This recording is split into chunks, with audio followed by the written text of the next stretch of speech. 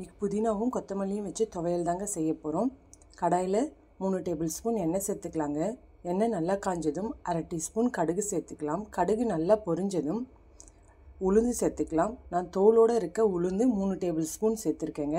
இதை நல்லா வறுத்துக்கலாம். இந்த அளவுக்கு வறுப்பட்டதும் காரத்துக்கேற்ப காஞ்ச மிளகாய் சேர்த்துக்கலாங்க. மிளகாய் நல்லா வறுப்பட்டதும் 2 பெரிய சைஸ் வெங்காயம் கட் பண்ணி வச்சுருக்கேங்க. அதையும் இதோடு சேர்த்துக்கலாங்க.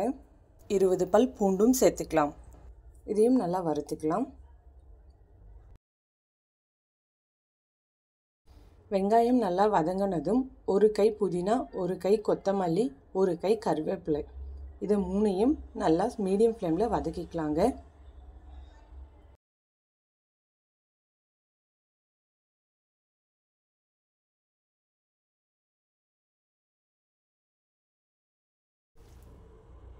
இந்த அளவுக்கு நல்லா வதங்கினதும் இதை ஆஃப் பண்ணி நல்லா ஆற வச்சுக்கலாங்க. ஆறுனதுக்கப்புறம் மிக்ஸி ஜாருக்கு மாற்றிக்கலாங்க. ஒரு சின்ன சைஸ் புளி சேர்த்துக்கிறேங்க. 1/4 மூடி தேங்காய் சேர்த்துக்கலாம். தேவையான அளவு உப்பு சேர்த்துக்கலாம். இதை மிக்ஸி ஜாரில் அரைச்சி எடுத்துக்கலாம். அதுக்கு தாளிப்பு சேர்த்துக்கலாம். கடாயில் 2 டேபிள் ஸ்பூன் எண்ணெய் சேர்த்துருக்கேங்க. எண்ணெய் நல்லா காஞ்சதும் 1/4 டீஸ்பூன் கடுகு சேர்த்துருக்கேன். கடுகு பொரிஞ்சதும் கருவேப்பிலை சேர்த்துக்கலாங்க. இப்போது அந்த சட்னியோடு சேர்த்துக்கலாம்.